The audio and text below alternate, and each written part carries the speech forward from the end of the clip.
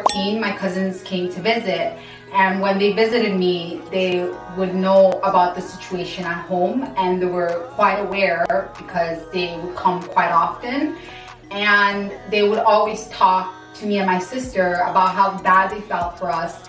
And it made me feel like I was such a victim, and I didn't want to lose the self-confidence that I had in myself. I couldn't achieve more, or I couldn't be more than the current and the present situation that I was at. So that's when I decided that I was going to take control of my life, and that I was not the circumstances, or I was not what was happening to me. I was so much more than that, and I wanted to be able to prove that to myself. I was working, I was saving money, and at the same time I was also coming up with a plan on how it is that I was going to leave home. So I worked there for some time, and at the same time I'm also doing research on where it is I wanted to move to. And then I remember that I had an aunt that had come to visit me one time, and I just really fell in love with this aunt. And I was begging and I was crying to her to take me away, and she didn't. And I remember when she left and she left back for Toronto, I just remember sitting there crying, and I cried for like a week. I was so depressed at the fact that she left me.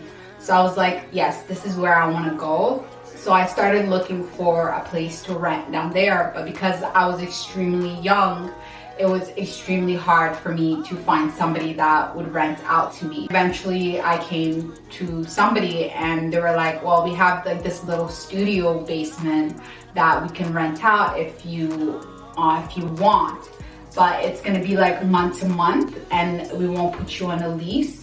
So I was so happy, and I was just like, yeah, I'll do that.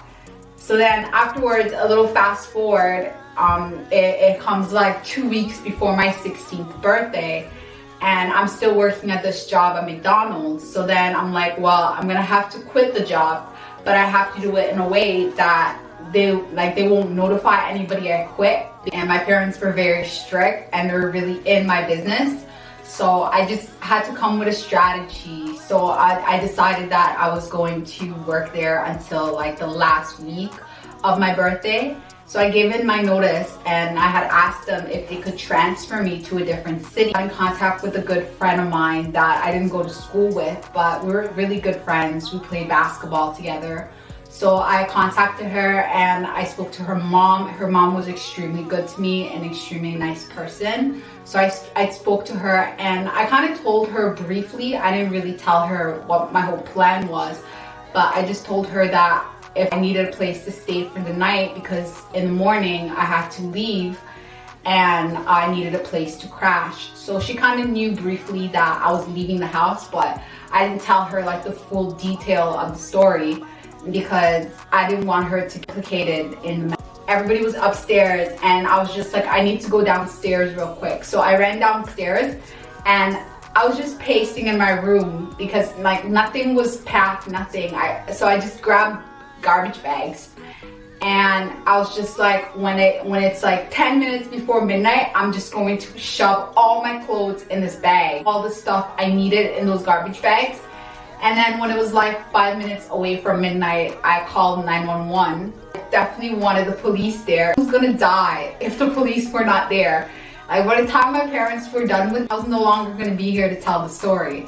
So I called 911, and also just to make sure that they knew I left on my own will and they won't be out there looking for me.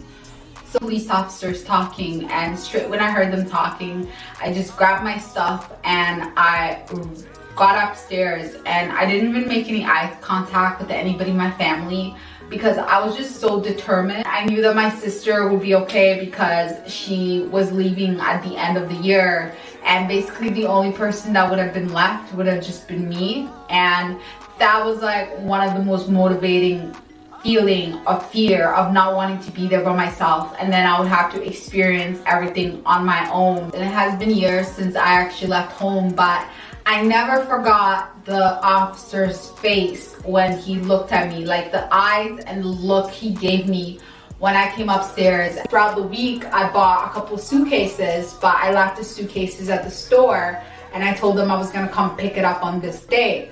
So I went in the morning, I grabbed the suitcases, I came back to the house and I packed all my clothes. And then after that, I went to the train station and I got a one-way train ticket to Toronto. Years later, like when me and my sister got a chance to talk about it, like we were both scared of the same thing and we were both afraid of being there by ourselves there. But I was more scared just because I was gonna be there for like 2 years by myself and she was leaving in June. I had to leave no matter what. Like I was so determined to leave. Like I couldn't do it no more. And I was just terrified. Like I would leave the bus to go home, and when it was almost time for me to get off the bus, like we would just be so scared. Thank you for joining me here on my channel, and I hope you enjoyed this little story time. You can go ahead and like and subscribe down below. Thank you. Bye. Seraiyah, Seraiyah, oh.